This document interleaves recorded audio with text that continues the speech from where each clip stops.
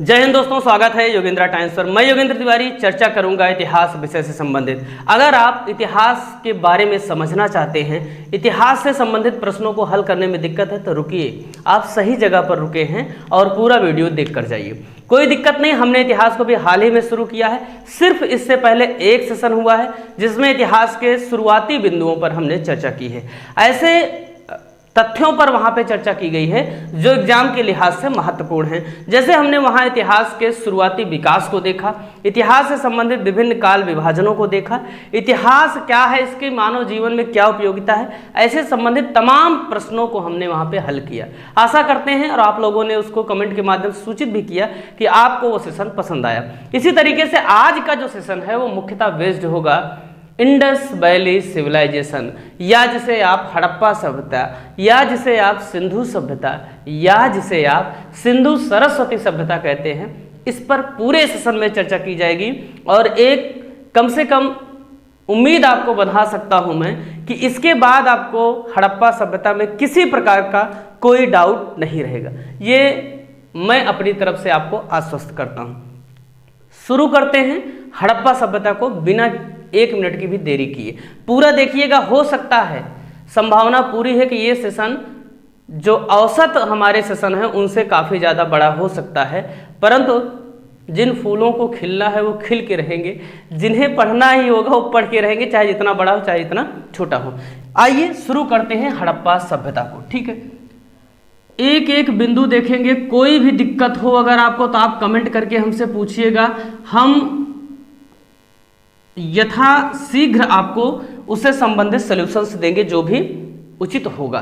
तो हड़प्पा सभ्यता पढ़ें इससे पहले एक आप कहानी तैयार करिए, दिमाग में तैयार ये करिए भैया कि आप एक फिल्म देखने जा रहे हैं और फिल्म ऐसी है जिसकी भाषा को आप समझ नहीं सकते ना। समझ रहे कि नहीं समझ रहे? वो क्या सामने वाला बोल रहा है उसको समझ ही नहीं सकते। आपको अनुमान क्या लगाना है? उसके इशारों से। अनुमान क्या लगाना है? उसके द्वारा प्रयोग की जा रही वस्तुओं से। तो आप एक ऐसी मूवी देखने जा रहे हैं जिसके बारे में जो भी चीजें लिखी गई हैं अभी तक वो पढ़ी नहीं गई हैं।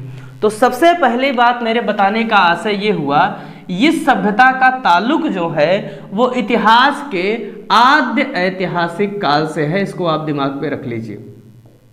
अब कुछ लोग जो नए होंगे वो ये नहीं समझ पा रहे होंगे आद्य ऐतिहासिक काल क्या है, तो भैया इस वीडियो को यहीं रोक दीजिए और पुराना वाला पहला वीडियो आप जाकर देखिए। ठीक, आपको वहां से समझ आएगा। वहां हमने बताया है कि आद्य ऐतिहासिक काल का आशय ऐसे काल से है जिसमें मनुष्य पढ़ना लिखना तो जानता था, पढ़ना और लिखना दोनों जानता था, परंतु उसके द्वारा कही गई लिखी गई बातों को आज वर्तमान में पढ़ा नहीं जा सका है। समझ रहे? वर्तमान में इन्हें पढ़ा नहीं जा सका है। तो हड़प्पा सभ्यता एक ऐसी सभ्यता है जिसमें जितनी भी लिखित रूप से बातें कही गई हैं उनको अभी तक कोडिफाई नहीं किया गया है, पढ़ा या समझा नहीं जा सका। ठीक, अब आपको बताते हैं आखिर समझा नहीं गया तो हम लेक्चर देने कहाँ से चले आए? हमको कौन सा ज्ञान मिल गया? ऐसा था ना, खुदाई हो रही थी तो हम वही खड़े थे ना, कि जेसीबी चल रही है हम बगल में खड़े होकर देख रहे हैं ना। मामला ये है कि जब आप किसी भी चीज के बारे में साहित्यिक या लिखित स्रोत के माध्यम से ज्ञान अर्जित नहीं कर पाते, तब आप वहां पर पुरातात्विक स्रोत के बारे में चर्चा करते हैं। ये जो मैं लाइन लिख रहा हूं भैया, ये छोटी लाइन नहीं है, ये पीसीएस में 10 बार पूछी गई कम से कम लाइन है। कितनी बार? 10 बार। कुछ लोग कह रहे यार डायलॉग मार दें, 10 बार पूछी। आप जाइएगा पीसीएस के प्रीवियस ईयर के सारे क्वेश्चन 15 सालों को उठा लीजिएगा, आप देखिए कितनी बार सिर्फ यही क्वेश्चन पूछा है कि हड़प्पा सभ्यता की जानकारी का मुख्य साक्ष्य कहाँ से प्राप्त होता है? पुरातात्विक खुदाई से। ठीक, तो मतलब ये हुआ कि जो जमीन के नीचे वो सभ्यता दब गई उसको खोद कर एक एक चीजें जो वहां से प्राप्त हुई, उसके बाद जो इतिहास लिखा गया उसके बारे में हम अध्ययन करने चल रहे हैं। इतना समझ गए? इसका मतलब सीधी सी बात है कि हमसे आप बहस नहीं करेंगे। कि हम बताएं फला जगह बंदरगाह है तो आप कहें फला जगह है, कहे दूसरी जगह नहीं बन गया ना। हम बताएंगे कि वो लोग जो है काजल लगाते थे, लिपस्टिक लगाते थे, तो आप हमसे जिरा करने लगे, आपको कैसे पता लिपस्टिक लगाते थे। ठीक, क्यों? क्योंकि वहाँ पे पुरातात्विक प्रमाण मिले हैं। ठीक भैया, अभी आप एक एक चीज करके देखेंगे। अब इतना आपको ध्यान में रखना है कि पुरातात्विक साक्ष्यों के आधार पर हम हड़प्पा सभ्यता का विवेचन करेंगे। महत्वपूर्ण है, हर परीक्षा में 1-2 नंबर पूछा ही जाता है, चाहे आप पीसीएस के एग्जाम्स की तैयारी करते हो, चाहे समीक्षा अधिकारी आपका बनने का सपना हो, या आप वनडे लेवल का कोई भी एग्जाम देखना चाहते हैं, उससे समुचित परिणाम प्राप्त करना चाहते हैं, तो पूरा देखिएगा सेशन, सारा मामला आपका क्लियर हो जाएगा, पूरी पिक्चर। ये कोई सलमान खान मूवी नहीं है फ्लॉप हो जाएगी, ये सुपर हिट होना फिक्स है इसका। ठीक, आपको समझ में आएगा ही आएगा, ऐसा मैं आश्वस्त हूँ। ठीक है, आइए शुरू करते हैं हड़प्पा सभ्यता को। ठीक है, सबसे पहले एक जानकारी आपको दिमाग में रखनी है, और वो ये रखनी है कि आप जिस सभ्यता के बारे में पढ़ने चल रहे हैं वो सभ्यता वर्तमान से लगभग 4,500 साल पुरानी है।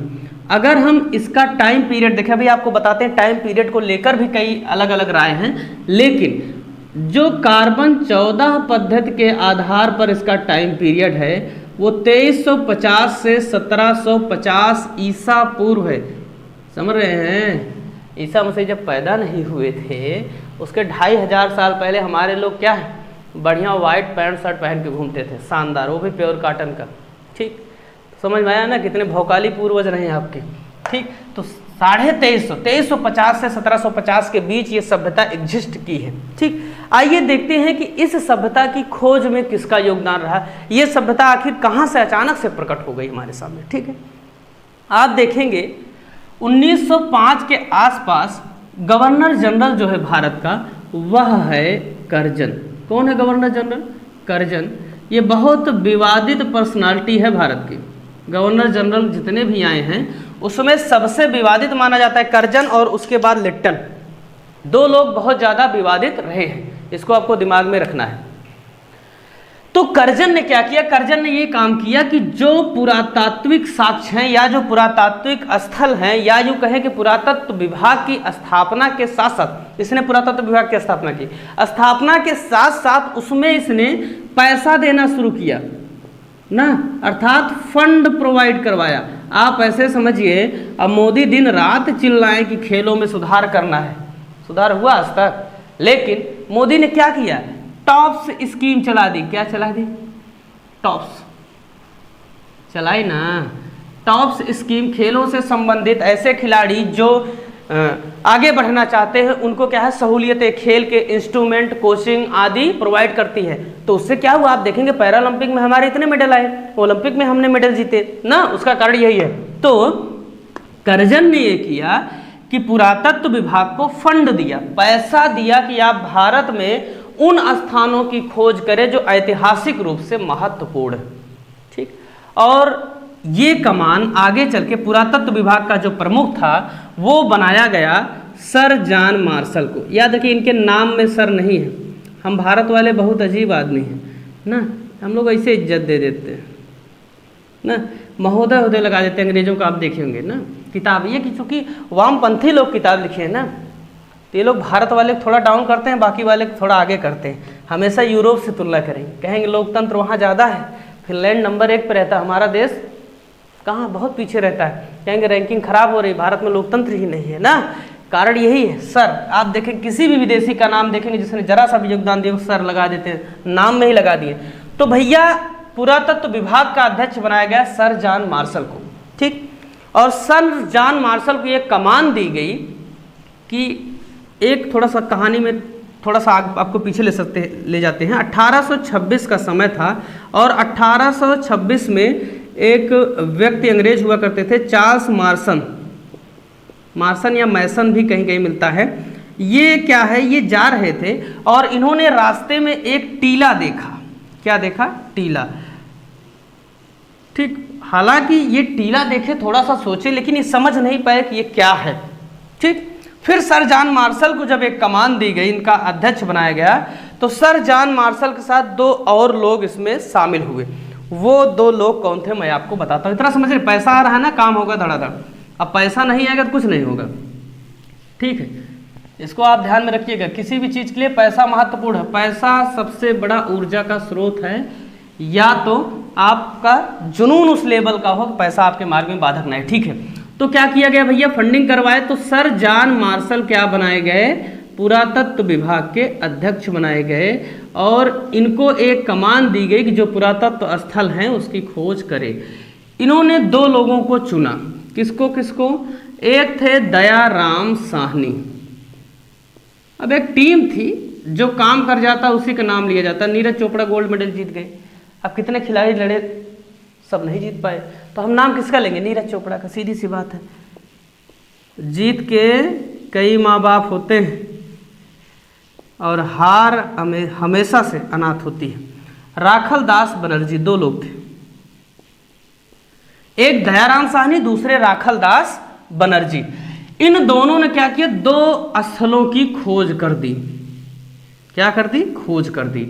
दयाराम साहनी ने जो खोज की वो था हड़प्पा स्थल, जो अभी आप आगे पढ़ेंगे हड़प्पा क्या है, कैसे है, कहाँ स्थित है, जब महानगरों के बारे में हम चर्चा करेंगे तो। ठीक, अभी थोड़ा सा इसको ध्यान में रखिएगा। दयाराम साहनी ने हड़प्पा की खोज कर दी, स्थान की, और राखल दास बनर्जी ने एक स्थान खोजा, उसका नाम था मोहनजोदड़ो। क्या नाम था, मोहनजोदड़ो। 2 नए स्थान मिले। अब 2 स्थान नए मिल रहे हैं, इसका मतलब क्या, बहुत बड़ी घटना हो गई ना। लोग सोचने लगे कि भैया 2 स्थान मिले। अब इसमें होता क्या है, कभी कभी आपसे सन पूछ लेता है, तो याद रखिएगा हड़प्पा की जो खोज की जा रही है वो 1921 ईस्वी में की जा रही है। जो मोहनजोदड़ो की खोज हो रही है वो 1922 ईस्वी में हो रही है। याद रखिएगा, सभ्यता 4500 साल पुरानी है और खोज हो रही 1921 और 22 में। इसीलिए आप देखे होंगे जब कोई सामान्य किताब आप पढ़ते हैं जो सिविल सेवाओं के लिए नहीं है या वनडे स्तर तक या सिर्फ फैक्ट बेस्ड किताब है, तो हड़प्पा सभ्यता की खोज को लिखता है, वो टाइम पीरियड जो उसमें लिखता है वो लिखता है 1921 से 1922 ईस्वी। ठीक, उसका कारण यही है कि हड़प्पा सभ्यता का जो पहला स्थल खोजा गया वो हड़प्पा था और दूसरा स्थल मोहनजोदड़ो, टाइम पीरियड 1921 और 1922। अब कह रहे हैं इसको नाम याद करने में दिक्कत होगी, कुछ नहीं। जो हड़प्पा, हड़प्पा मतलब जो आदमी क्या हड्डी वाला हो ना, दुबला पतला एकदम हड्डी हड्डी दिख रही है, तो आपको क्या है, हमेशा उस व्यक्ति पर दया आएगी ना, तो दया आएगी। दयाराम साहनी, दयाराम साहनी ने क्या किया, हड़प्पा सभ्यता की खोज की। ठीक है, अब देखिए इतना आप थोड़ा सा टाइम पीरियड याद में रखिएगा, आगे हम चलते हैं। अब थोड़ा चलते हैं इसके नामकरण पर। खोज किसने की ये पता चल गया ना। एक शब्द और यहाँ पे आता है, खोज और आविष्कार। इसको मैं फिर से एक बार बता देता हूँ, खोज और आविष्कार क्या होते हैं, जरूरी है। देखिए, खोज जो होती है वो उस चीज की खोज की जाती है जो पहले से विद्यमान है, समझ रहे हैं, जो पहले से है। जैसे खुदा, खुदा का से क्या है, खुदा वो पहले से है, हमने उसे खोज निकाला है कि वो खुदा है। सारी वारी में आप सुनते हैं ना, तुम मेरे खुदा बन गए हो ना, तो जो खुदा बन गए हो कल खुदा बदल भी जाते हैं। ठीक, अब खुदा क्या पता कब बदल जाए। ठीक, ऐसे थोड़ा सा ध्यान में रखिएगा कि खोज का आशय ये हुआ कि जो चीज़ विद्यमान है उसे पता किया जाए। आविष्कार का आशय हुआ जो है ही नहीं, नए सिरे से किसी चीज़ को जब बनाया जाता है आविष्कार। जैसे बल्ब बनाया गया पहली बार तो आविष्कार था ना। आप कोई ऐसा आदमी बना दे जो बिना सांस लिए जिंदा रह सकता हो, कोई ऐसा रोबोट बना दे जो आदमी की तरह चल सकता हो, आदमी की तरह सारा काम कर सकता हो, आविष्कार होगा। कोई ऐसी डिवाइस आप बना दे जो अलग तरीके के काम में यूज हो सके, ओके, आविष्कार। ठीक, इसको थोड़ा सा याद रखिए। अब आते हैं हड़प्पा सभ्यता के नामकरण पर। कई लोग तो पूरी सभ्यता पढ़ लेते हैं, सिर्फ नामकरण में ही कंफ्यूज रहते हैं ना, क्योंकि दिक्कत यह है गुरुजी को पता ही नहीं बच्चा किस पे कंफ्यूज है ना, सामने वाला किस सेगमेंट को लेकर कंफ्यूज है। देखिए, नामकरण का मसला ये हुआ कि अगर आप भारत को देखेंगे ना, ये पश्चिमी भारत वाला जो पूरा एरिया है, ठीक, पश्चिमी भारत वाला जो पूरा एरिया है, इसको आप देखेंगे तो यहाँ से सिंधु नदी होकर बह रही है। ठीक, ये आइडेंटिकल मैप नहीं है, इसको ध्यान में रखिएगा। ठीक, इधर से क्या है, सिंधु नदी बह रही है। ठीक, तो जो शुरुआत में खोज की गई जैसे हड़प्पा की, तो हड़प्पा को आप देखेंगे रावी नदी के किनारे बसा है। ठीक, मोहनजोदड़ो को आप देखेंगे तो ये भी क्या है, सिंधु नदी के तलहटी में बसा है। तो शुरुआती जो स्थल पाए गए वो सभी क्या है, सिंधु नदी घाटी के आसपास ही पाए गए। ठीक, तो इस सभ्यता का नामकरण किया गया सिंधु सभ्यता। क्या किया गया भैया? सिंधु सभ्यता। ठीक, क्या नामकरण किया गया? सिंधु सभ्यता। क्यों? क्योंकि शुरुआती जो स्थल थे वो सबसे पहले जो पाए गए सिंधु नदी घाटी में, उसी की तलहटी में पाए गए। ठीक, अब खोज चलती रही। कुछ दिनों बाद जब आगे बढ़े तो ये देखा गया जो सरस्वती या घग्गर नदी है, घग्गर को ही क्या कहा जाता है? सरस्वती ना, उस नदी की तलहटी में स्थल पाए जाने लगे। और ये देखा गया कि सिंधु नदी की तुलना में ज़्यादा पाए जा रहे हैं इस समय ना, क्योंकि सिंधु और सरस्वती में कोई बहुत बड़ा इतना डिफरेंस नहीं है ना। तो दोनों की तलहटी में देखा गया कि अब कहाँ से स्थल ज़्यादा पाए जा रहे हैं? सरस्वती में। तो कहे इसका नाम चेंज होना चाहिए, कहे क्या नाम किया जाए? इतिहासकारों ने कहा कि अब इसका नाम सिंधु सरस्वती सभ्यता किया जाए। कहे यार ठीक है, कर दिए। ठीक, फिर आगे बढ़े। जब आगे बढ़े तो ये देखे कि उत्तर प्रदेश तक यहाँ पे क्या है? स्थल पाए जा रहे हैं, यूपी तक, आलमगीरपुर आप देखे विस्तार पढ़ते हैं। ठीक, तो कहे अब क्या नाम किया जाए? क्या इसका नाम फिर से बदला जाए? क्योंकि ऐसा तो था नहीं सिर्फ सरस्वती या घग्गर या सिंधु नदी तक ही इसके स्थल पाए गए हों। मैंने बताया उधर आप रावी देखे, रावी के बाद आप देखें चिनाब, हिंडन, तमाम नदियों के तट तक पाए जाने लगे। विस्तार बड़ा होता गया, टेंशन बढ़ती गई। तो नामकरण इसका क्या कहा गया? कहा गया कि इस सभ्यता का जो पहला स्थल, इतिहास का ये नियम है कि किसी भी स्थान पर किसी भी सभ्यता की जब खोज होती है तो उस सभ्यता का जो पहला स्थल मिला रहता है, जिसकी खोज की गई रहती है, उसी के नाम पर उसका नामकरण किया जाता है। तो हड़प्पा सभ्यता या सिंधु सभ्यता में आप देखेंगे सबसे पहला स्थल मैंने आपको बताया था कि हड़प्पा की खोज हुई थी 1921 में दयाराम साहनी द्वारा, इसीलिए इस सभ्यता का नामकरण हड़प्पा सभ्यता कर दिया गया।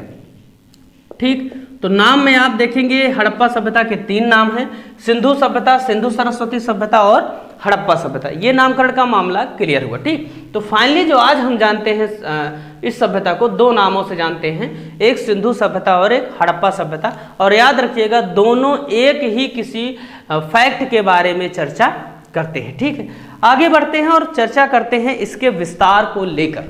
ठीक है, कि कहाँ कहाँ ये सभ्यता पली बढ़ी, कितनी दूर में विस्तृत है सभ्यता। इससे भी कई तरीके के प्रश्न बनते हैं, और जब प्रश्न बनते हैं तो हम थोड़ा क्या है चक्कर में पड़ जाते हैं। उस चक्कर को भी दूर करते हैं और हम जानते हैं इसके विस्तार के बारे में। विस्तार के एक एक बिंदु पर विस्तृत चर्चा करेंगे, आप बिल्कुल परेशान मत होइएगा। विस्तार 11वीं की एनसीईआरटी लिखती, कक्षा 11 की एनसीईआरटी लिखती है कि सिंधु सभ्यता 12,99,600 वर्ग किलोमीटर में विस्तृत है। कितने में? 12,99,600 वर्ग किलोमीटर क्षेत्र में विस्तृत है, जिसके अगर संपूर्ण क्षेत्र को देखा जाए तो त्रिभुजाकार है। कैसा है? त्रिभुजाकार। सब प्रश्न है कैसा है क्षेत्रीय? त्रिभुजाकार है। ठीक, कहे ठीक है भैया, अब कक्षा 11 है। अब मैं आपको बता दूं वर्तमान में ये क्षेत्रफल बढ़कर कितना हो गया है? 15 लाख वर्ग किलोमीटर। कितना हो गया है? 15 लाख वर्ग किलोमीटर। ठीक, अब जरा इसके हम विस्तार को देखते हैं कि ये जो त्रिभुजाकार आकार में फैली हुई सभ्यता थी, इसका उत्तरी, दक्षिणी, पूर्वी और पश्चिमी बिंदु कौन कौन सा था? कहाँ तक हम मैक्सिमम इस सभ्यता में जा सकते हैं? ठीक है, आइए देखते हैं। किसी भी तरीके अगर आपको समस्या हो तो आप कमेंट करके हमसे पूछिएगा, कोई दिक्कत होनी नहीं चाहिए जितने भी लोग इस सेशन को देखें इसके बाद। ठीक है, सबसे उत्तर में जब आप जाएंगे इस सभ्यता के तो आपको स्थान जो मिलेगा उसका नाम है मांडा। क्या नाम है? मांडा। मांडा कहाँ है? जम्मू और कश्मीर। ठीक, सबसे दक्षिण में जो स्थान है उसका नाम है दैमाबाद या दायमाबाद। याद रखिएगा, नाम पे बहुत ज़्यादा मत जाइएगा। क्या है? नाम ऐसे है और आपसे ऐसे पूछेगा और आप कहीं भी लिख देंगे तो उसका कोई दिक्कत नहीं, चाहे दैमाबाद लिखिए चाहे दैमाबाद लिखिए। ठीक है, ये कहाँ है? महाराष्ट्र में। अभी ये भी बताते हैं किस नदी के किनारे बसा, आप परेशान मत होइए। कुछ लोग जिनको आ रहा होगा थोड़ा सा करेंगे नदी बता ही नहीं रहे। सबसे पूर्वी स्थल आप देखेंगे आलमगीरपुर है। कौन सा है? आलमगीरपुर। ये कहाँ है भैया, यूपी में है, उत्तर प्रदेश में, और खास करके यूपी की जो परीक्षाएं होंगी उसमें जिला भी पूछ सकता है, मेरठ में। ठीक, सबसे अगर पश्चिमी स्थल की बात करें तो वो है सूतकांगेडोर। याद रखिएगा, दो नाम हैं जो मिलते जुलते हैं, सुरकोटदा और सूतकांगेडोर। सूतकांगेडोर जो है ये पाकिस्तान में है, इसको याद रखिएगा, जबकि सुरकोटदा गुजरात में है, इसको भी आप समझते रहिएगा। अभी स्थलों के बारे में अलग से हम पढ़ेंगे। ठीक, अब एक चीज तो पता चल गया कि हमें जो सबसे उत्तरी स्थल है वो मांडा है, सबसे जो दक्षिणी स्थल था वो दायमाबाद था, सबसे जो पूर्वी स्थल है वो आलमगीरपुर, सबसे पश्चिमी सूतकांगेडोर। आइए देखते हैं किन किन नदियों के किनारे ये शहर बसे हुए। ठीक है, नदियों की अगर चर्चा करें तो मांडा चिनाब नदी के किनारे है। सब पूछता है, कूट में दे देगा नदी आपसे। दैमाबाद परवरा नदी के किनारे है, परंतु परवरा चूंकि छोटी नदी है इसलिए आप याद रखिएगा गोदावरी नदी के तट पर बसा है। ठीक, आलमगीरपुर हिंडन नदी के किनारे बसा है। किसके किनारे? हिंडन नदी के किनारे। और हिंडन नदी किसकी हेल्पिंग रिवर है? हिंडन नदी हेल्पिंग रिवर है यमुना की। इसको भी याद रखिएगा, ज्योग्राफी का भी एक क्वेश्चन लेते चलिए, एमपीपीसी से पूछा गया था। ठीक है, इसके बाद देखेंगे सूतकांगेडोर। सूतकांगेडोर किस नदी के किनारे बसा हुआ है? दास्क नदी के किनारे बसा हुआ है। तो हमने देखा कि एक ही पॉइंट में हमने एक ही बार में वो सारे प्रश्न पढ़ लिए जहां से संभावित प्रश्न बन सकता है। देखिए प्रश्न कैसे पूछता है, खास करके पीसीएस के रेफरेंस में अगर हम बात करें तो अन्य परीक्षाओं में पूछ लेगा, जैसे कोई एक स्थान दे देगा, पश्चिमी स्थल कौन सा है, ठीक है दे दिया, और फला स्थल दे देगा किस नदी किनारे बसा। लेकिन जो सिविल स्तर तक के एग्जाम होते हैं, जो बड़े एग्जाम्स हैं, उसमें क्या करेगा, इधर स्थल देगा और इधर नदियों को देगा और उसमें मिलाना होगा। अब क्या कर रहे हैं, कोई जरूरी नहीं कि इन्हीं चारों स्थलों को दे, वो दो स्थल ऐसे दे सकते हैं, दो कोई अन्य स्थल दे सकते हैं और उनको नदियों से मिलवाना रहेगा आपको। तो इसको आप दिमाग में थोड़ा सा रखिएगा। ये विस्तार हो गया। ठीक है, अब थोड़ी सी और चर्चा करते हैं इनके विस्तार को लेकर। ठीक है, जहां से प्रश्न बन सकते हैं और जो संभावित प्रश्न है। जैसे एक चीज इसको दिमाग में आपको और रखना है कि ये जो सभ्यता रही है, ये वर्तमान के अफगानिस्तान, जहां तालिबान आ गया है, तालिबान आ गया, बताइए, अफगानिस्तान का नाम है बदल दिया। मैं तो सोच रहा हूँ बहुत लिखवाना पड़ेगा ना, इस्लामिक एमिरात ऑफ अफगानिस्तान रख दिया, समझ रहे, IEA नाम याद रखिएगा, करंट अफेयर के पॉइंट ऑफ व्यू से IEA रख दिया है, नाम चेंज कर दिया। इनको लग रहा है चिंटू का नाम रामदास रख देंगे तो बहुत बड़ा काम हो जाएगा। अफगानिस्तान, और दूसरा क्या है, पाकिस्तान, और तीसरा जो देश है भारत। तीन देशों में ये सभ्यता फैली हुई है। एक महत्वपूर्ण बिंदु जो यहाँ आपको दिमाग में रखना है वह यह है कि ये सभ्यता बांग्लादेश में नहीं है। ठीक, ये मामला क्लियर हुआ। क्यों? क्योंकि जो सबसे इसका उत्तरी स्थल है, जो सबसे इसका पूर्वी स्थल है वो आलमगीर है, जो कि उत्तर प्रदेश में स्थित है। इसको आपको दिमाग में रखना है। अब आइए देखते हैं कि जिस समय ये सभ्यता दुनिया में एग्जिस्ट कर रही है, जिस सभ्यता की हम बात कर रहे हैं, ये जानते हैं कि उस सभ्यता के समय क्या अन्य कोई सभ्यता भी दुनिया में एग्जिस्ट करती थी जिसकी अभी तक खोज की गई हो। ठीक है, उसके बारे में हम चर्चा करते हैं और पूरा विस्तृत रूप से समझेंगे। ठीक है, आइए देखते हैं कि इसके समकालीन अन्य कौन कौन सी सभ्यताएं थी। इसको थोड़ा सा याद रखिएगा, एक एक पॉइंट को लिखते चलिएगा। तो इसके विस्तार की अगर हम बात करें कि इसके विस्तार के समय ही दुनिया की कौन सी अन्य सभ्यताएं हैं जो विस्तार कर रही हैं। अभी थोड़ा सा एक शब्द हमें और चर्चा करनी है, इसकी सभ्यता जो इसमें नाम जुड़ा हुआ है, इस पर भी चर्चा करते हैं थोड़ा सा भी। ठीक है, महत्वपूर्ण है। देखिएगा, जिस समय ये एग्जिस्ट कर रही उस समय दो अन्य सभ्यताएं भी एग्जिस्ट कर रही। ठीक, एक का नाम आपने सुना होगा, नहीं सुना होगा तो निराश होने की बात नहीं है। इसका नाम है मेसोपोटामिया की सभ्यता। आपने सुना है तब भी कोई बात नहीं, नहीं सुना है तब भी कोई बात नहीं है। मेसोपोटामिया की सभ्यता, मेसोपोटामिया की सभ्यता ये कहाँ एग्जिस्ट करती थी, वनडे में यही पूछ लेगा, कहाँ एग्जिस्ट करती थी भैया, इराक में। सीधे नाम याद रखिएगा, इराक। ठीक है, इराक में दो नदियां बहती थी, उन्हीं दो नदियों के बीच में ये एग्जिस्ट करती थी। उन दो नदियों का नाम भी आपसे पूछता है। अब पीसीएस वाले सोच रहे होंगे हमसे पूछेंगे, नहीं कहा है तुमसे नहीं पूछेंगे भैया, सबसे पूछता है ना, नाम पूछ लेगा। और नाम में आपको बता रहे हैं ट्विस्ट क्या करता है, अभी मुझे याद नहीं आ रहा, कहीं जल्दी में ही पूछा था एक साल के आसपास में। नाम देता है दजला और फरात ना, और इनको अंग्रेजी में कहते हैं यूफ्रेटस और टिग्रिस। अब कुछ नहीं करेगा, नाम अंग्रेजी में लिख देगा ना। अब आप परेशान हैं, आपके बाप दादा अंग्रेजों से परेशान थे, आप अंग्रेजी से परेशान हैं ना, गलत हो जाएगा। तो याद रखना है भैया आपको, दजला और फरात नदियों के बीच में मेसोपोटामिया सभ्यता। अभी इसका ऑपरेशन करते हैं थोड़ा सा कि मेसोपोटामिया सभ्यता में और कौन कौन से बिंदु शामिल है। ठीक है, एक और सभ्यता थी जो इसके समकालीन ही थी, वो थी मिस्र की सभ्यता। कौन सी थी? मिस्र की सभ्यता। अब एक एक इन सभ्यताओं पर हम चर्चा करेंगे। आखिर मेसोपोटामिया की सभ्यता में क्या खास बात थी और मिस्र की सभ्यता में क्या खास बात थी, तुरंत बात कर लेते हैं, नहीं तो ये छूट जाएगा। और यहाँ से प्रश्न बनते ही बनते हैं। जैसे आप देखेंगे जो मिस्र की सभ्यता है वो मुख्यतः किस लिए जानी जाती है? पिरामिड के लिए। मिस्र की सभ्यता पहले हम निपटा देते हैं। देखिए ये दो जो समकालीन सभ्यताएं हैं, इन दोनों से हड़प्पा सभ्यता के लोग क्या करते थे? व्यापार करते थे, इनका आना जाना हुआ करता था ना। तेरी गलियों से, नहीं गलियों में ये लोग घूम फिर के क्या हो, इतने अमीर हो गए।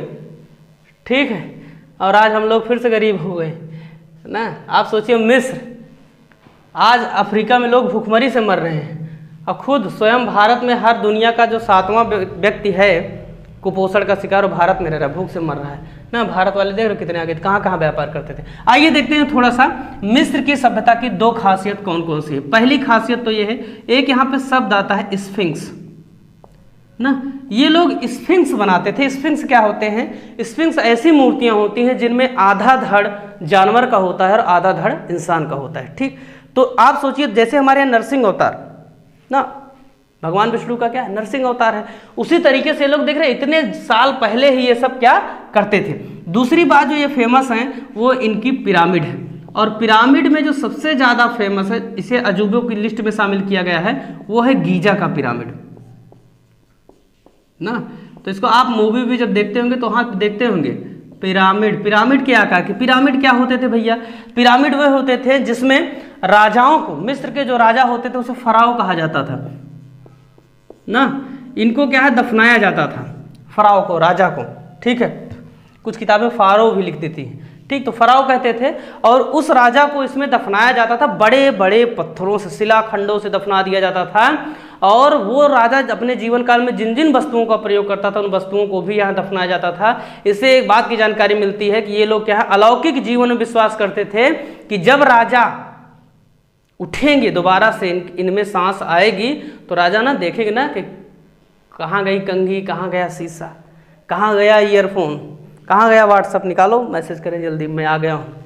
ठीक, तो सारी वो चीज़, जैसे आज आप राजा होते, फराओ की जगह कोई आप राजा होते, तो आज आपका फ़ोन, ठीक है, व्हाट्सअप सहित ईयरफोन, हेडफोन सब रख दिया जाता मरने के बाद, उसी तरीके से इनका रखा जाता था। ठीक, तो दो चीज़ अगर आपसे पूछता है कि स्फिंक्स और पिरामिड किससे संबंधित है, तो मिस्र की सभ्यता संबंधित है।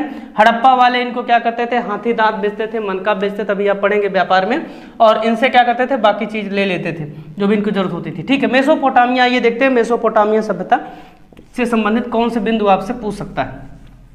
पहली बात तो मैंने बताई, इराक में बहने वाली दजला और फरात नदियों के मध्य ये स्थित था।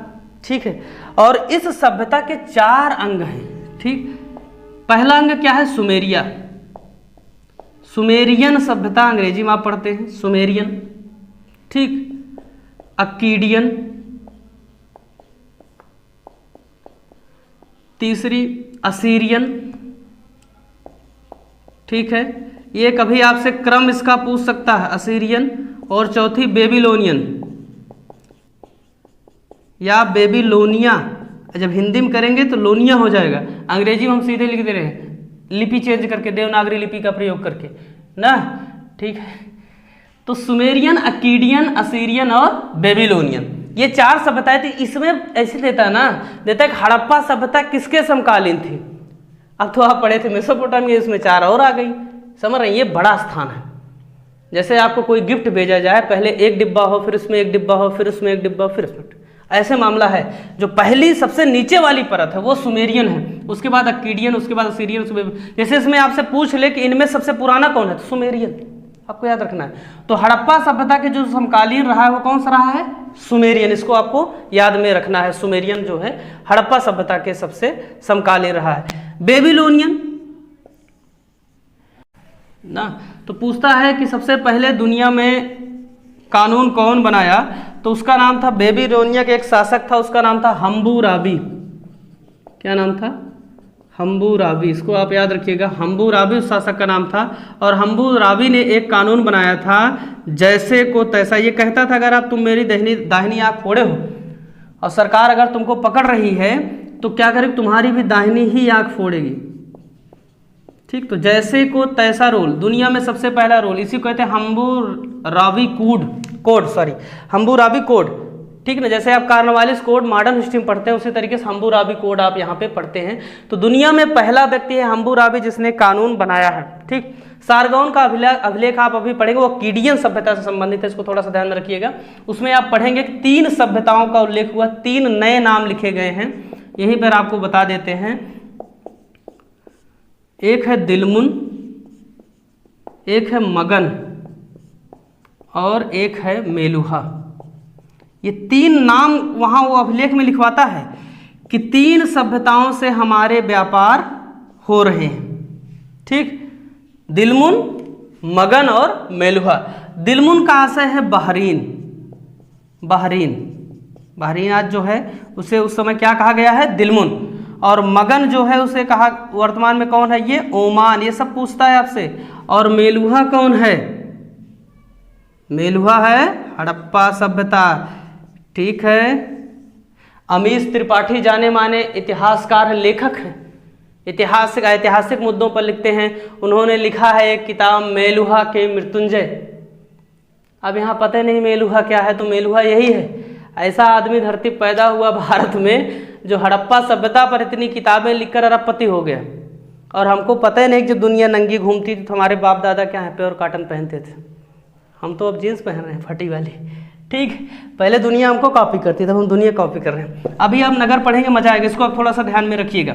ठीक है, सारगौन के अभिलेख से वो जानकारी मिली है दिलमुन, मगन और ओमान की। तो आपसे पूछता है किस नाम से हड़प्पा सभ्यता को जाना जाता, तो उसको याद रखिएगा, मेलुहा कहा जाता था। तत्कालीन अभिलेख में उसका जो नाम मिला है मेलुहा मिला है। ठीक है, तो हमने विस्तार पढ़ लिया। अब विस्तार के बाद हम पढ़ेंगे इसके टाइम पीरियड को, कालक्रम को। ठीक, कालक्रम में मुख्यतः देखिएगा बहुत ज़्यादा नहीं पढ़ना है, इसको 3 भागों में बांटा जाता है। एक ऐसा समय रहा जब ये शुरुआती अवस्था में रही, विकास की अवस्था में रही, शुरुआत वाला कालक्रम। एक ऐसा समय आया जब ये परिपक्व हो गई।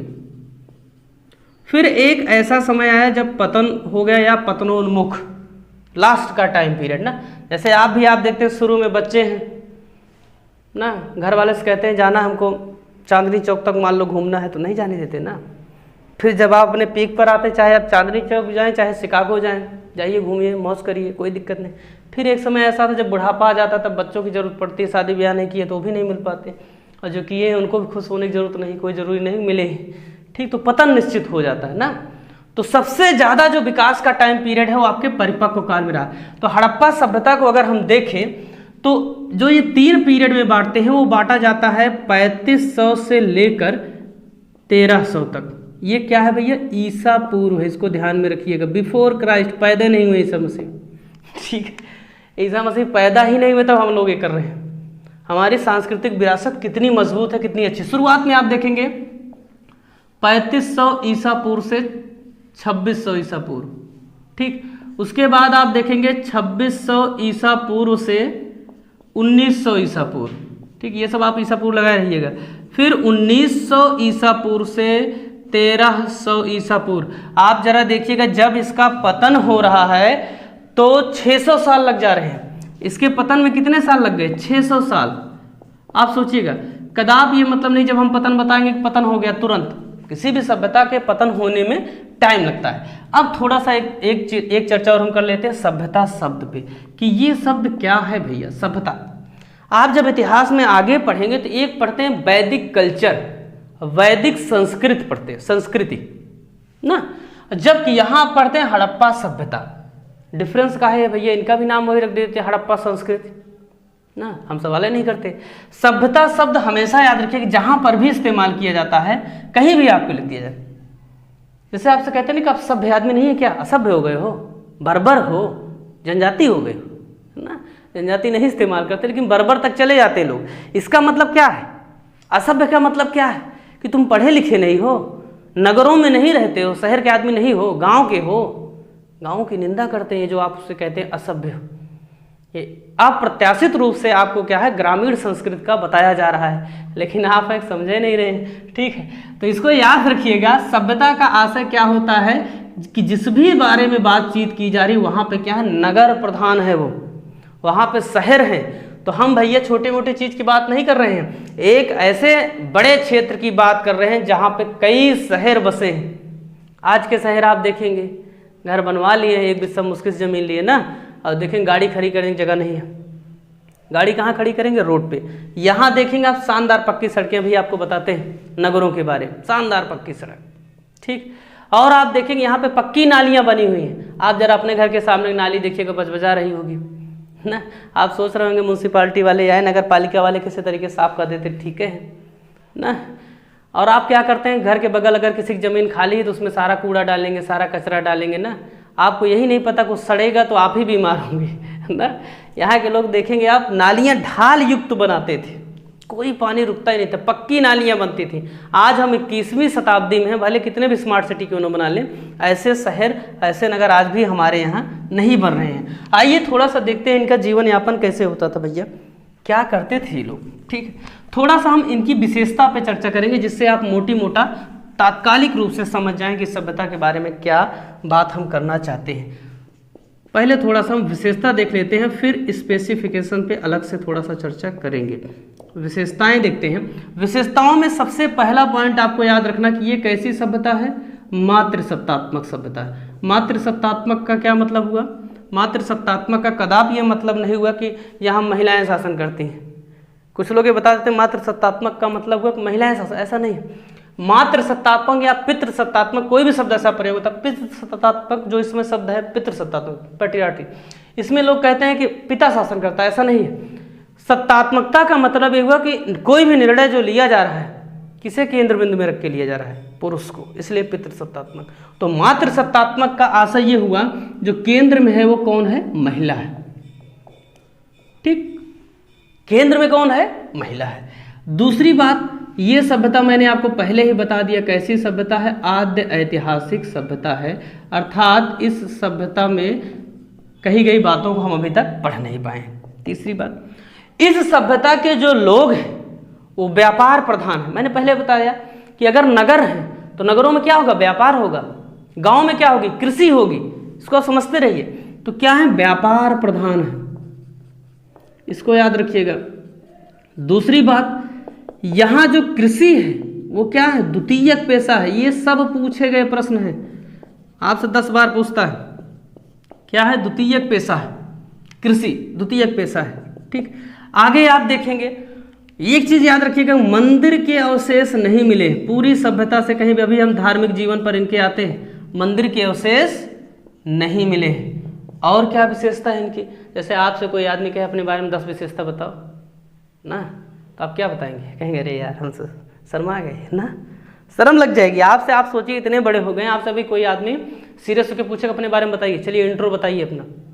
आप सोचिए आप इंट्रो नहीं दे पाएंगे ना, और आप 21वीं शताब्दी में, ठीक। और ये सभ्यता अपना इंट्रो खुद दे रही, जबकि इसके बारे में पढ़ा नहीं गया, इतना सारा बता रही है, ठीक।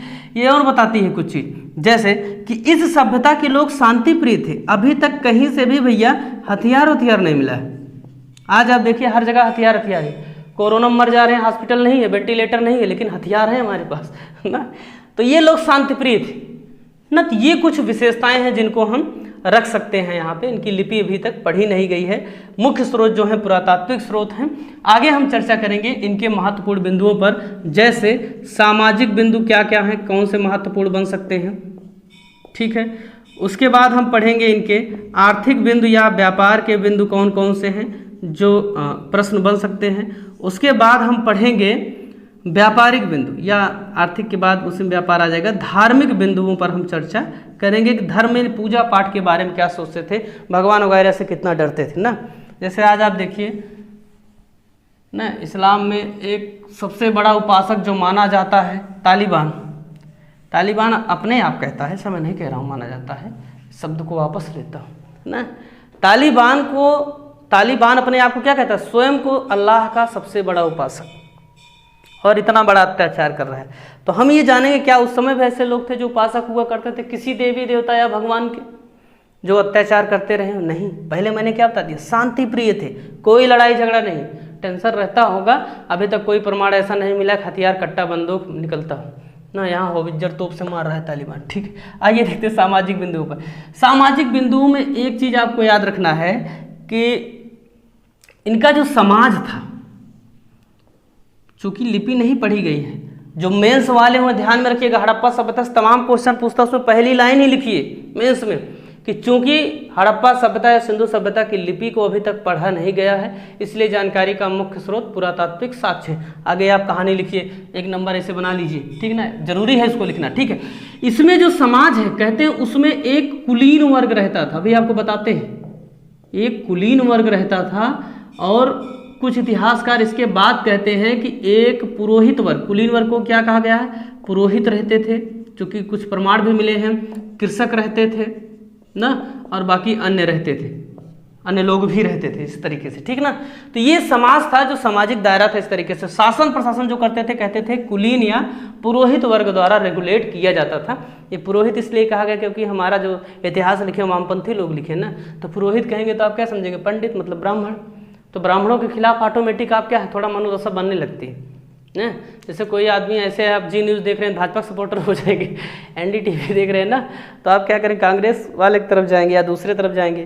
तो ऐसे लोग हैं, लिख दिए पुरोहित, जबकि पुरोहित कहीं लिखा है पुरोहित शासन करता था। एक मूर्ति मात्र मिली है जिसको मानते हैं आपके आद्य शिव की है, पुरोहित की भी नहीं है, शिव की है। आप मान लिए पुरोहित शासन करता। बहरहाल अब बड़े इतिहासकार हैं, लिख दिए ऐसा, तो पढ़ना पड़ेगा। ठीक है, आर्थिक जीवन पर अगर हम चर्चा करें कि इनका आर्थिक जीवन क्या था, या आर्थिक जीवन की जगह सही शब्द होगा इनका व्यापारिक जीवन क्या था ना, व्यापार किस तरीके से करते थे, उस पे बारे में हम चर्चा करते हैं थोड़ा सा, कि व्यापारिक जीवन में कौन से महत्वपूर्ण बिंदु रहे हैं जिनसे आपसे प्रश्न बन सकता है। ठीक है, तेजी के साथ थोड़ा हम चर्चा करेंगे। पहली बात, इनका जो व्यापार था वो विशेषीकरण पर आधारित था। किस पे आधारित था भैया? विशेषीकरण पर। विशेषीकरण का आशय ये हुआ, जैसे आपको चूड़ी खरीदनी, कंगन खरीदना है, मान लीजिए नई नई शादी हुई है, मान लीजिए शादी नहीं हुई तब भी आप किसी को देना चाहते हैं कंगन, आप खरीदना चाहते हैं, तो आपके दिमाग में एक आइडिया था शहर में कहाँ चलें, कहाँ चलेंगे आप? चौक जाएंगे। किसी भी शहर का जो चौक का क्षेत्र होगा वहाँ पे इस तरीके की सामग्री ज़्यादा मिलेगी ना। इसी को क्या कहते हैं? विशेषीकरण, कि आपके दिमाग में उस वस्तु का नाम लेते ही एक चीज आ जानी चाहिए, एक स्थान आ जाना चाहिए। ठीक, अब इसी विशेषीकरण को लेकर कंपनियां काम कर रही हैं। कंपनियां कहती हैं अगर आप फोन के बारे में सोचेंगे आपको 20,000 का फोन लेना है तो फला कंपनी का नाम आ जाए ना। हीरो के बारे में सोचे, अभिनेता के बारे में, फला अभिनेता। ये क्या है? ये वैचारिक गुलामी है, आप मान लिए, वो आप पर हावी हो गई, इस तरीके से रिप्रेजेंट हुई। तो हड़प्पा सभ्यता में आप देखेंगे स्थान, हर एक स्थान आप देखेंगे, जैसे हड़प्पा हुआ, मोहनजोदड़ो हुआ, चनहुदड़ो हुआ, बनावली हुआ, कालीबंगा हुआ, ये सब क्या मनके के लिए फेमस थे। हर जगह मनका मिल रहा है, मतलब मनका लेना है तो इन शहरों में आप जाइए। जैसे आप कुछ, जैसे अलीगढ़ ताले के लिए है, आगरा पेठे के लिए है, लखनऊ सिगरेट नशा नारू के लिए है ना, पहले नवाबों के लिए होता, नवाब कोई बेचने वाली वस्तु है, गलत बात है ना, इसको नहीं पढ़ना है। ठीक, सुल्तानपुर आप देखेंगे बाध के लिए है। योगी बाबा ने कहा 1 डिस्ट्रिक्ट 1 प्रोडक्ट, तो बाध को यहाँ पे क्या दिया गया? दर्जा दिया गया। ऐसे आप देखेंगे पीतल की मूर्तियों के लिए जैसे मथुरा आदि प्रसिद्ध हैं। ठीक, बनारस को आप देखेंगे तो धार्मिक नगरी कहा जाता है। ठीक, तो ऐसे क्या है, पर्टिकुलर एक एक स्थान फेमस है, लेकिन आज आप देखेंगे इन स्थानों का कोई अस्तित्व नहीं। क्यों? क्योंकि ग्लोबलाइजेशन हो गया है, पूरे दुनिया में हैं, लेकिन ये अपना वर्चस्व भी खो रहे हैं। लेकिन उस समय के स्थल जो भी हैं वो अपना वर्चस्व बनाए। दूसरी बात,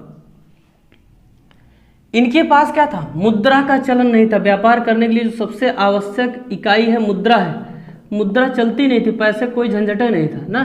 तब क्या करेंगे?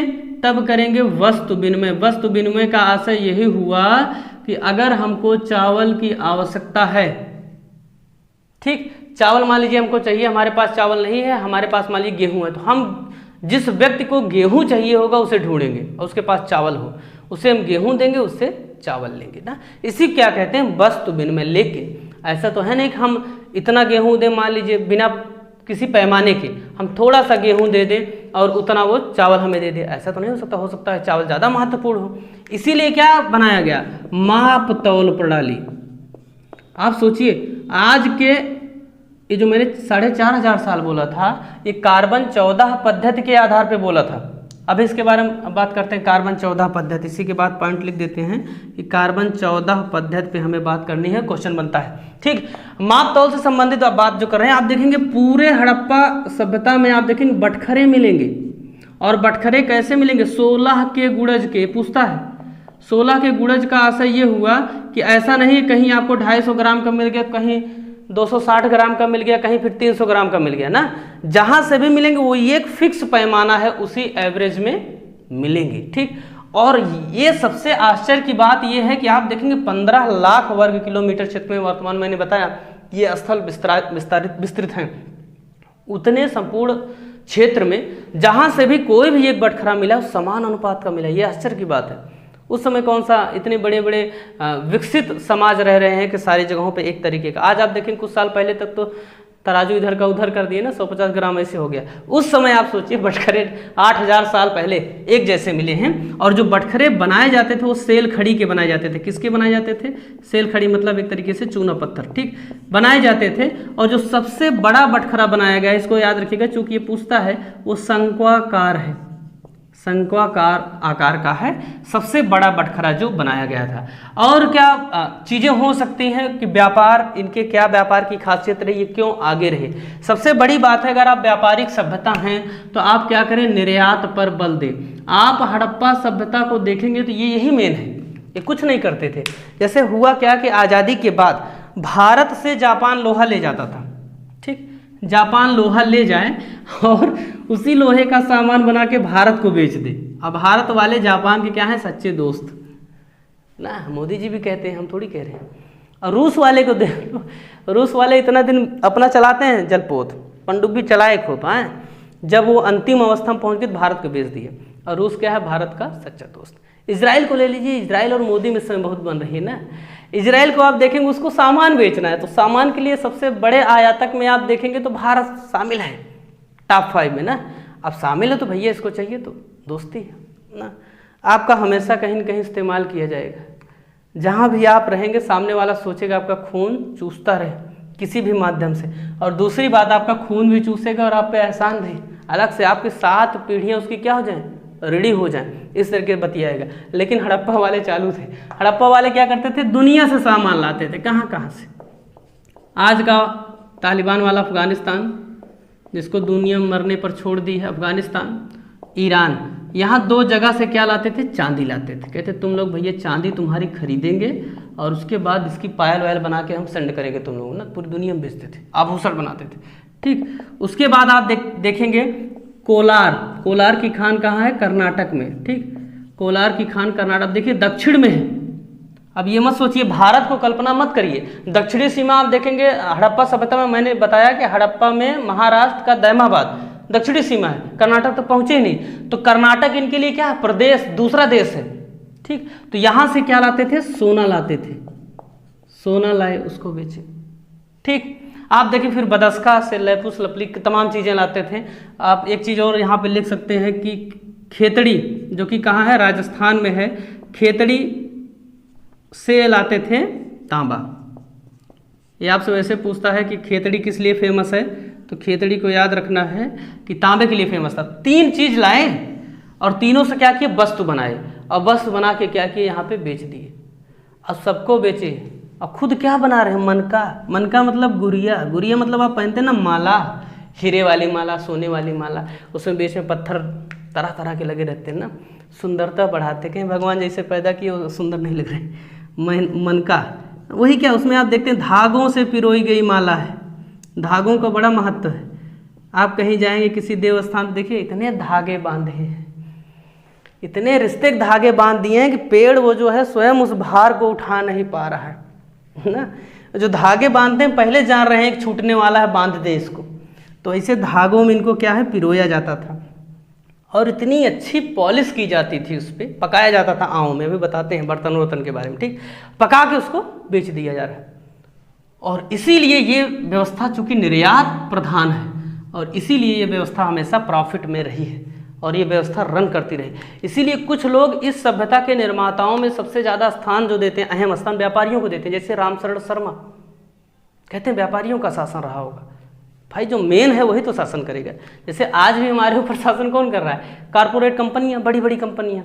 आप यहाँ बैठे, सरकार कानून बनाए कि वहाँ बैठ गए, जब बजट बनता है तो बड़ी कंपनियां जो हैं उनके मालिकों से बात होती है, उसी हिसाब से बजट तैयार होता है। तो वो क्या कर रहे हैं? रेगुलेट कर रहे हैं देश को। आप किसी भी पार्टी की सरकार हो, ये मत सोचिए भाजपा की है तो नहीं होगा, बिल्कुल होगा, 100% होगा, किसी की भी हो। तो उसी तरीके से जो चूंकि व्यापार इतना ज़्यादा है तो मानते हैं व्यापारियों का शासन रहा होगा। ठीक है, अगले मुद्दे पर आते हैं। व्यापार के बाद हम थोड़ा सा बात करते हैं इनके धार्मिक मुद्दे पर कि धर्म का मामला क्या रहा है, ये लोग किस तरीके से अपना काम करते थे धर्म के मामले। जैसे मैंने पहले ही बता दिया कि यहाँ पर किसी भी स्थान से मंदिर के साक्ष्य नहीं मिले हैं। ठीक, तो इसको याद रखना है कि मंदिर नहीं है। ठीक, लेकिन पूजा ये लोग करते थे। क्यों? एक जगह से अगरबत्ती जलाए जाने के साक्ष्य मिले। कहीं इतने समय पहले अगरबत्ती जला तो भैया कैसे पता है ना? अगरबत्ती इतने साल पहले जलाए थे, कैसे पता? धुएं के वहाँ पे साक्ष्य देखे गए, काला हो गया उतना स्थान ना। आप देखिए जहाँ भी जलाएंगे वो स्थान क्या उसके धुएं से काला हो जाता है, ऐसा प्रमाण मिला है। ठीक, उसके बाद मूर्तियाँ अलग से मिली हैं। ठीक, जैसे एक मूर्ति मिली है आद्य शिव की, इसको हम पढ़ेंगे तो मोहनजोदड़ो में पढ़ेंगे, आद्य शिव माना गया है। ठीक, ठीक है, इस तरह की चीज़ें मिली हैं। दूसरी बात, धार्मिक अगर बात करें तो ठीक, सबसे जो प्रमाणिक चीज़ मिलती है धर्म में, ये मिलती है कि ये जो प्रकृति है ना, प्रकृति का दैवीकरण करते थे। आप यही सेम चीज़ पढ़ेंगे आगे चल के वैदिक कल्चर में, इसको कोई जोड़ता ही नहीं है। ये क्या करते थे? प्रकृति में जो भी चीज़ें देखते थे उसको देवता मानते थे। और यही सही भी है कि जो आपको दे रहा है वही आपके लिए सब कुछ है, बशर्ते आपको तय करना वो दे रहा है कि आपको मूर्ख बना रहा है। ज़्यादातर लोग चूतिया काटते रहते हैं, आपको लगता है दे रहे हैं, तो प्रकृति आपको क्या है? वास्तविक बात है सबसे ज़्यादा चीज़ें दे रही। तो इसीलिए प्रकृति का दैवीकरण कर देते थे।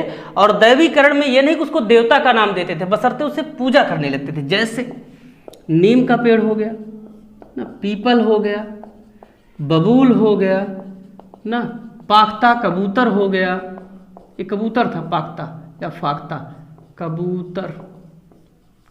ठीक, इसी सब की पूजा करते थे। ठीक, एक चीज और याद रखिएगा, यहां से स्वास्तिक चिन्ह के प्रमाण मिले। किसके? स्वास्तिक चिन्ह के। स्वास्तिक चिन्ह किससे संबंधित है? सूर्योपासना से संबंधित है। ठीक, सूर्योपासना, मार्तंड कहा जाता है, दिन दिवाकर, ये सब दिनकर, ये सब जानते ही हैं आप ना। और सूर्य का ऐसा रूप जो प्रचंड है, मार्तंड, या उसे सविता कहा जाता है, वैदिक संस्कृत में पढ़ेंगे। तो उस रूप को क्या है? स्वास्तिक चिन्ह समर्पित होता है। तो स्वास्तिक चिन्ह यहाँ से प्राप्त हुआ, इसीलिए स्वास्तिक चिन्ह इतना महत्वपूर्ण है। ये हमारे धार्मिक नहीं, इनको ये लगता है कि वैदिक कल्चर में है, वेदों ने हमको नहीं दिया है। वेदों से पहले स्वास्तिक चिन्ह हमारे यहाँ विद्यमान रहा है, इसको आप याद रखिएगा। ठीक है, तो ये इनके धर्म से संबंधित चीज़ें हैं जो महत्वपूर्ण हैं। आपसे एक प्रश्न बनते हैं कि स्वास्तिक चिन्ह का प्रमाण कहाँ से मिला? हड़प्पा सभ्यता से मिला है। ठीक, सूर्योपासना संबंधित है। प्रकृति पूजन, नीम, पीपल, बबूल, पाख्ता कबूतर, इन सब की पूजा करते थे। और कई चीज़ जैसे लिंग और योनि की भी पूजा करते थे। ये मानते थे कि उत्पादन की शक्तियाँ हैं, ठीक, उसकी पूजा किया करते थे। तो इस तरीके के तमाम बिंदु यहाँ से हैं, जो भी हैं आपसे हमने उसकी चर्चा कर ली धार्मिक पॉइंट ऑफ व्यू से। ठीक है, आगे बढ़ते हैं, चर्चा करते हैं कुछ चीज़ों पर। जैसे हमने एक मेंशन किया कार्बन 14 पद्धति पर थोड़ी सी बात कर लेते हैं, क्योंकि यहाँ से प्रश्न बन सकता है आपसे। देखिएगा, कार्बन 14 पद्धति में ऐसी चीज़ों के जीवन काल के बारे में पता लगाया जाता है जिसमें कार्बन पाया जाता है। जैसे मान लीजिए कहीं पर पत्ती अगर सड़ रही है तो वो बता देंगे कि ये पत्ती यहाँ पर कितने साल पहले आई है। ठीक है, कितने साल पहले ये पत्ती आई है, ठीक, उसको वहाँ से बताया जा सकता है। तो इसी तरीके से जो यहाँ पे वस्तुएं पाई गई हैं, उन वस्तुओं के आधार पर ये निकाला गया है कि 2350 से 1750 ईसा पूर्व तक ये सभ्यता रही है। याद रखिएगा, कार्बन 14 पद्धति की खोज 1949 ईस्वी में विलियम डिग्बी द्वारा की गई। ठीक है, विलियम लिब्बी द्वारा की गई। ये अमेरिका के थे, इसको याद रखिएगा, यूएसए या यूएस के थे। ठीक, यहाँ के ये थे, वैज्ञानिक थे, और इन्होंने खोज जब निकाला तो एक भारतीय इतिहासकार है, उनका नाम था डीपी अग्रवाल। क्या नाम था? डीपी अग्रवाल। और डीपी अग्रवाल ने क्या किया, डीपी अग्रवाल ने इस बात को बताया कि सिंधु सभ्यता का टाइम पीरियड कार्बन 14 पद्धति के आधार पर क्या है, इसको याद रखिएगा। ठीक, इन्हीं का पूरा नाम क्या है, धर्मपाल अग्रवाल। नहीं तो डीपी अग्रवाल की जगह अगर आपसे धर्मपाल दे देगा तो आप सोचेंगे पता नहीं दूसरा है क्या। तो धर्मपाल अग्रवाल ने कार्बन 14 पद्धति के आधार पर इस चीज़ की बात की। ठीक है, कई तरीके के होते हैं, जैसे यूरेनियम डेटिंग से आप क्या पता लगाते हैं, यूरेनियम डेटिंग से पृथ्वी की आयु आप पता लगा सकते हैं ना। ठीक, तो उसी तरीके से ये कार्बन 14 पद्धति रही है। ठीक है, इसका यहाँ से आप रिलेशन देख सकते हैं किस तरीके से इसके बारे में निकाला गया। ठीक है, कभी आपसे मान लीजिए पूछ ले, प्रश्न बन जाए तो। आगे चलते हैं और इसके बारे में थोड़ी सी अन्य जानकारी लेते हैं, जैसे इसकी लिपि के बारे में थोड़ा सा हम पढ़ लेते हैं। जो 9वां पॉइंट है इसका हमारा लिपि। ठीक, लिपि को अगर आप देखेंगे हड़प्पा सभ्यता की लिपि कैसी ली, पहले मैंने बता दिया पढ़ा नहीं जा सका, पठित नहीं है। पठित नहीं है मतलब आद्य ऐतिहासिक लिपि। जैसे लिपि क्या है आप हिंदी के सेशन में पढ़ेंगे, जैसे मान लीजिए मैं लिखता हूं मैं यहाँ हूँ ना, मान लीजिए एक लाइन लिखी गई मैं यहाँ हूँ। ठीक, ये क्या है, हिंदी भाषा में है। ठीक, लिपि में क्या है, देवनागरी लिपि है। ठीक, भाषा क्या है, अभिव्यक्ति का माध्यम है। लिपि क्या है, लेखन की एक प्रक्रिया है। ठीक, जो लिखते हैं वही लिपि है ना, बोलने के लिए लिपि की आवश्यकता नहीं है। तो मैं जाता हूँ, मैं यहाँ हूँ, सॉरी। अब इसी को मान लीजिए लिख दिया जाए ऐसे, मैं यहाँ हूँ। व्हाट्सएप पे हम लोग लिखते हैं ना, मैं यहाँ हूँ। खाना खाए कि नहीं खाए, ठीक, तो खाना खाए, मैं यहाँ हूँ। ठीक, तो मैं यहाँ हूँ ये क्या है, वो बोल तो वही रहा हूँ ना, मैं यहाँ हूँ। लेकिन लिखने का तरीका हमारा क्या हो गया, चेंज हो गया। पहले आप देवनागरी था, अब कौन सी लिपि हो गई, रोमन लिपि। लिपि चेंज हो गई, स्क्रिप्ट चेंज हो रही। तो भैया इन्होंने जिस डिजाइन में लिखा है, जिस लिपि में जिस तरीके से लिखा है, उसको हम पढ़ नहीं पाए हैं। इसको आपको दिमाग में रखना है। ठीक, तो लिपि इनकी पढ़ी नहीं गई है। और इनकी लिपि की खासियत क्या है, इनकी लिपि जो भाव चित्रात्मक है, भाव चित्रात्मक है। इनकी लिपि का नाम क्या है, बुस्ट्राफिडन लिपि। बुस्ट्राफिडन लिपि। ठीक है, बुस्ट्राफिडन क्या है, गौमूत्रिका शैली, टेढ़ी मेढ़ी लिखी गई है। ठीक, इसको ध्यान में रखिएगा। अन्य नाम भी है इसके, गौमूत्रिका या गौमूत्रिका शैली, गौमूत्रिका लिपि। और नाम है, और नाम में इसका पढ़ेंगे हलावर्त कहा जाता है, हलावर्त लिपि। ठीक, और नाम है इसके, और नामों में आप कह सकते हैं सर्पिलाकार लिपि, सर्पिलाकार या सर्पाकार लिपि। ये सब लिखित रूप से नाम, ऐसा कुछ भी नहीं, मैं अपनी तरफ से कुछ बता रहा हूँ। ठीक ना, इसके बारे में जानकारी सीमित है, तो आप नाम याद रखिए, बुस्ट्राफिडन लिपि, गौमूत्रिका लिपि, हलावर्त या सर्पिलाकार या सर्पाकार। देखिए खासियत क्या है इस लिपि की, इस लिपि को दाएं से बाएं लिखा जाता है। कैसे, दाएं से बाएं। खास करके जो पहली लाइन होगी वो दाएं से बाएं, उसके बाद वाली लाइंस क्या लिखी जाती है, बाएं से दाएं। इसको आपको दिमाग में रखना है। ठीक है, आप देखेंगे अभी तक जो खोज हुई उसमें 400 से अधिक चिन्ह प्राप्त हुए। आप सोचिएगा 400 से अधिक प्रतीक चिन्हों को प्राप्त किया गया जो ये बनाते थे। ये बनाते क्या थे भैया, ये ऐसे चिन्ह बनाते थे जैसे मान लीजिए कहीं पर मछली बना दिए। ठीक, अब उस मछली बनाने का क्या मतलब, ऐसे 400 चिन्ह मिले मछली के जैसे, अन्य अन्य जीवों के, अन्य अन्य तरह के, उनको हम कह नहीं सकते क्या बनाया गया है। ठीक, तो इसी कारण से हम ये व्यक्त या अनुमान नहीं लगा पा रहे हैं कि ये वास्तव में क्या चीज़ें लिखी गई हैं। ये इनकी लिपि से संबंधित बातें हैं, इसको आप दिमाग में रखिएगा।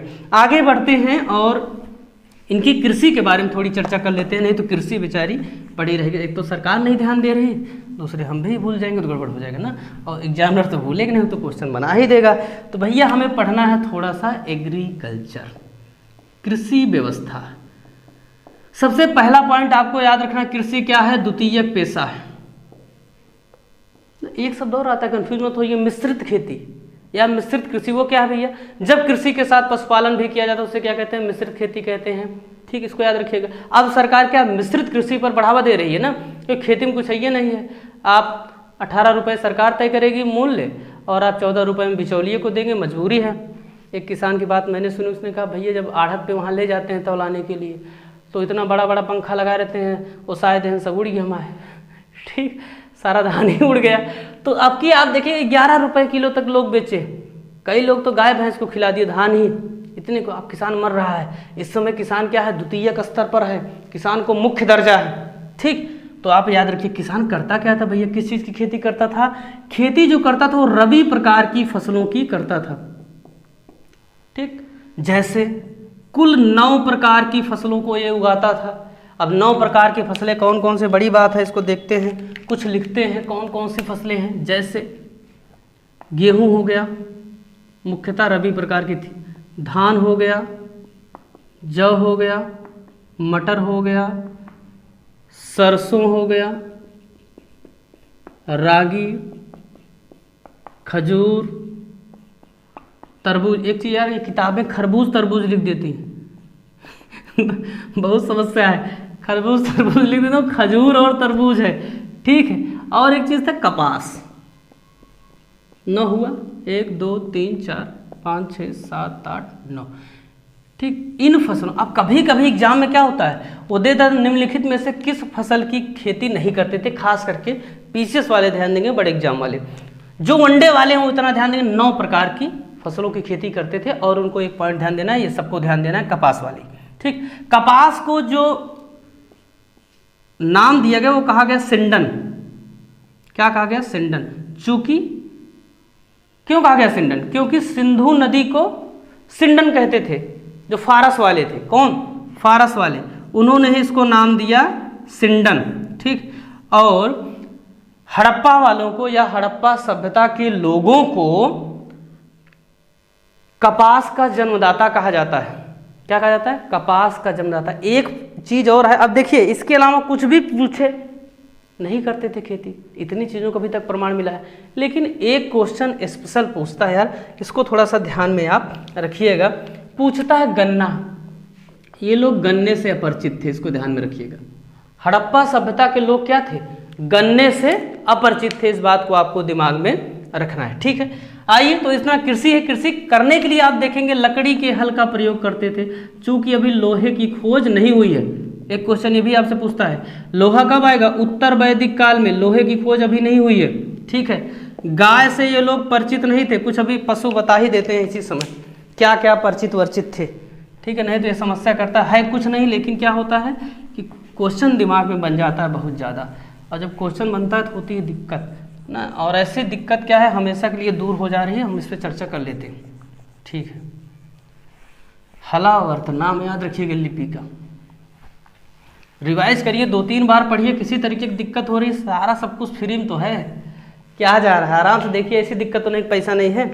और आप किसी का भी वीडियो, कोई कितना भी बड़ा इतिहासकार हो, मैं नहीं कह रहा हूँ मैं इसके सदृश हूँ, ठीक, परंतु आप देखिएगा जरूर एक बार, तुलना भी कर सकते हैं। किसी किताब को पढ़ने की जरूरत नहीं, 100% गारंटी के साथ कह रहे हैं, कोई किताब आप मत पढ़िए, सिर्फ प्रीवियस ईयर के क्वेश्चन पेपर को सॉल्व करिए। ठीक है, आइए देखते हैं पशुओं के बारे में। ठीक, सबसे बड़ी बात, ये जो व्यापार करते थे, व्यापार में सामान पैक किए, सामान पे एक मुहर लगाई जाती थी ऊपर, जिससे जब सामान का पैकेट खुले तो सामने वाले व्यक्ति को पता चल जाए, सामने वाले देश को पता चल जाए कि बीच में लोग क्या किए हैं, चोरी किए हैं। सरकार भी क्या करती है, सीलबंद सामान बेचती है ना। फोटो तो बढ़िया लगी रहती है ऊपर, लेकिन अंदर अनाज सड़ जाता है। ये भी मामला आता है बीच बीच में ना, कोटे में जो राशन मिलता है घटिया क्वालिटी का मिलता है। ठीक है, लेकिन इस समय आप देखेंगे तो मुहर बनाई जाती थी। क्या मुहर? ये मुहर नहीं है, एक तरीके से कह सकते हैं मुहर ही। दो शब्द होते हैं, एक मुहर और मोहर। मुहर मतलब वो होता है ठप्पा वाला। ठप्पा ऐसे आप समझिए, ये ठप्पा है वो वाला, जैसे सोने का बनाया जाता था, रिजर्व किया जाता था, जब उसको कहते हैं मोहर। मोहर दे रहे हैं इनाम में। ठीक है, तो मुहर एक ठप्पा लगाया जाता था, और उस ठप्पे पर सबसे जो चर्चित एक उसमें मेंशन किया गया है, एक श्रृंगी पशु। याद रखिएगा, इनका क्या था, ये पवित्र पशु था। अगर आपसे क्वेश्चन इस तरीके से पूछा जाए कि हड़प्पा वासी सर्वाधिक किस पशु की इज्जत करते थे या सम्मान करते थे, तो एक श्रृंगी बैल था। ठीक, एक श्रृंगी बैल था, एक तरीके से आप कह सकते हैं नंदी बैल की तरह से, एक सींग वाला, यूनिकॉर्न। इसके लिए एक शब्द इंग्लिश में प्रयोग होता है, यूनिकॉर्न। अब ये मत सोचिएगा कि इसको नहीं पूछेगा, सीधे ऐसे पूछ लेगा यूनिकॉर्न, ऑप्शन में सब कुछ हटा के यूनिकॉर्न दे दिया, आप परेशान हो जाएंगे ना।